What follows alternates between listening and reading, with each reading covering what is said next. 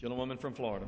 Thank you, Mr. Speaker. I'd like to yield 2 minutes to the gentleman from Arkansas, Mr. Griffin, the Vice Chair of the Foreign Affairs Subcommittee on Europe and Eurasia, and an Iraq War veteran who continues to serve as a major in the U.S. Army Reserve.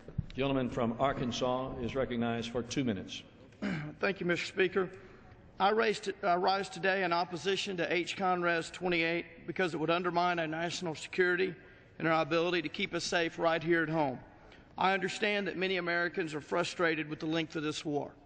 I also understand the American people have demanded the U.S. government get its fiscal house in order. I know we cannot afford to fund this war indefinitely, but some think that cutting and running immediately from Afghanistan is a solution. That's simply not an option. This is a reckless resolution. We've made progress in Afghanistan, and we cannot afford to abandon that progress by immediately withdrawing our troops. What we must do, however, is demand that our military and civilian leaders set clear and definable goals for our military efforts in Afghanistan.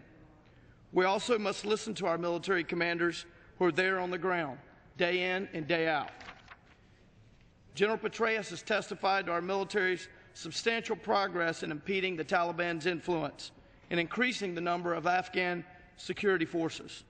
He cautioned, however, that this recent success is fragile and reversible.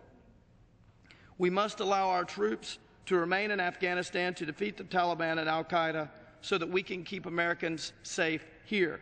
We must continue to train and support local security forces because this will bring about a safe and successful transition of the country's security to the Afghan people.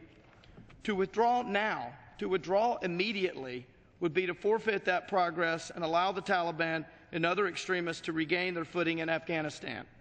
We must honor the men and women of our armed forces who have fought so hard.